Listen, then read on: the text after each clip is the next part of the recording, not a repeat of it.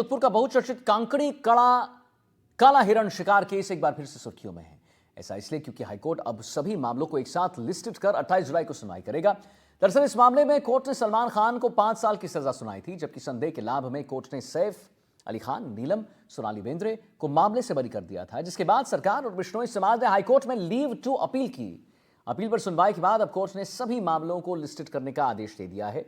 बिश्नोई समाज का आरोप है कि जिस जिप्सी में सवार होकर सलमान ने हिरण का शिकार किया था, उस वक्त बाकी सितारे भी वहीं पर साथ थे उनके साथ।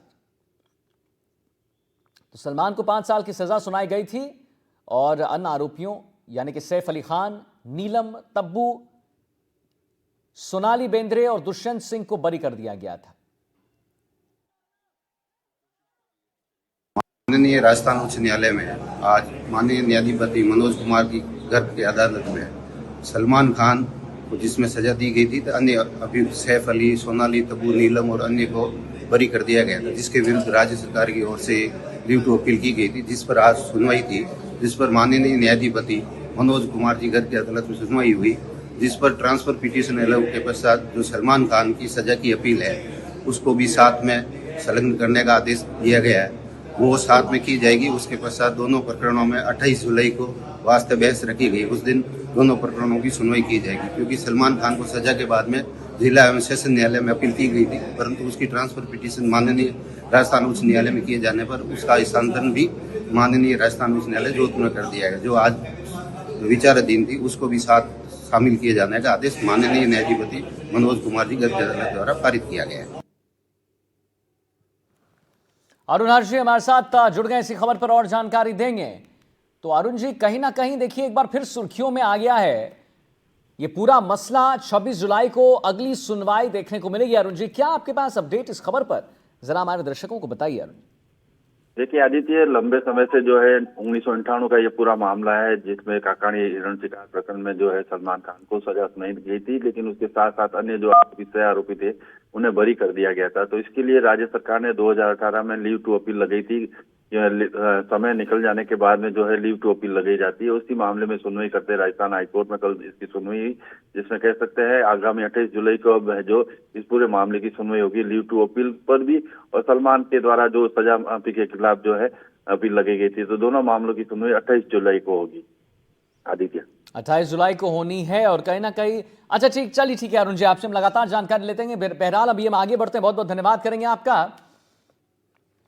और जयपुर से बड़ी खबर आ रही है। देखिए 2010 के पहले के कमर्शियल वाहनों का रजिस्ट्रेशन अब निरस्त हो गया है। 20,000 वाहनों का रजिस्ट्रेशन होगा निरस्त। आरटीओ प्रथम ने जारी की है आदेश और जारी दिया है, एक आदेश जारी किया है। 14,000 के आसपास गुड्स व्हीकल शामिल हैं इसमें, 6,000 के आसपास पैसेंजर्स व्हीकल शामिल हैं। और हम आपको बताएं फ्लाइंग स्क्वाड वाहनों को सीज करने के लिए निर्देश दे दिए गए हैं। तो राजस्थान परिवहन एवं सड़क सुरक्षा विभाग ने शहर में पुराने कमर्शियल वाहनों के खिलाफ बड़ी कार्रवाई को अंजाम दे दिया है। मार्च 2010 से पहले के कमर्शियल वाहनों का रजिस्ट्रेशन निरस्त होगा और इस तरह से 20,000 वाहनों के रजिस्ट्रेशन जयपुर आरटीओ एक कैंसिल करेगा। तकरीबन आप समझिए 14,000 गुड्स व्हीकल, 6,000 पैसेंजर्स व्हीकल सड़क के बाहर होंगे। एनजीटी के निर्देश में ये सब सामने आया है। उनका निर्देश है कि नॉन अटेनमेंट सिटी में कमर्शियल वाहन केवल 15 साल की तक ही चल सकते हैं। नॉन अटेनमेंट सिटी वो सिटी है जहां वायु प्रदूषण मानकों से ज्यादा पहुंच चुका है।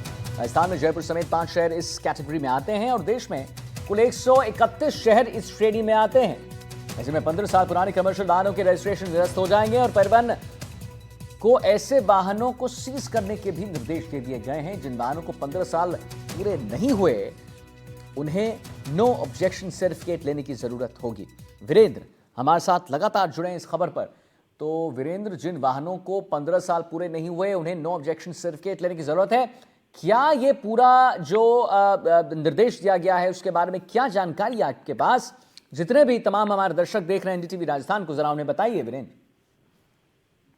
बिल्कुल, देखिए आदित्य, आपको बताना चाहूंगा कि 2010 से पहले जो कमर्शियल व्हीकल का पंजीयन हुआ है उनको निरस्त करने की बात है, वो जयपुर आरटीओ प्रथम ने दी है। और इसके साथ ही लगभग अगर मैं बात करूं प्रदेश में, तो 20,000 वाहनों का जो है पंजीयन है वो निलंबित करने का जो है आरटीओ ने डिसीजन लिया है। इसके साथ ही 14,000 के आसपास जो गुड्स और 6,000 के लगभग जो पैसेंजर व्हीकल है इसमें शामिल है।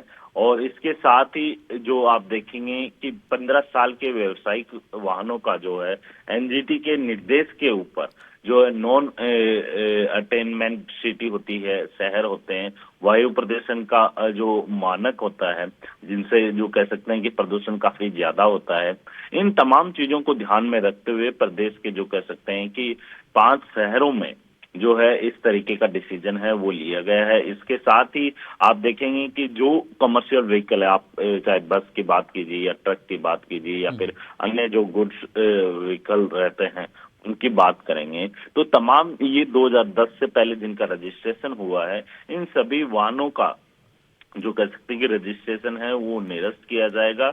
और इसके साथ ही अगर मान लीजिए अगर कोई भी व्यक्ति अगर इन व्हीकल्स को शहरों के अंदर चलाते हुए पाया जाता है तो उनको तुरंत सीज करने का जो है यहाँ पर ऑर्डर है वो दिया गया है।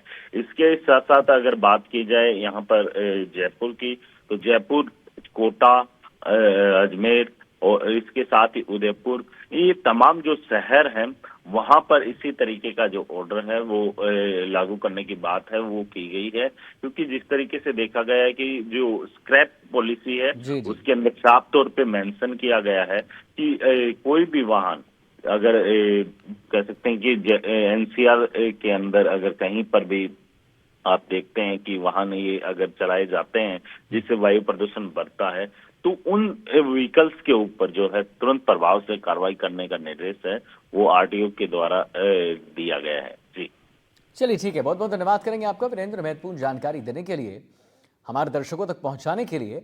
और आइए आगे बढ़ेंगे। डीक से बड़ी खबर आ रही जिसके बारे में जरा आपको बता दें।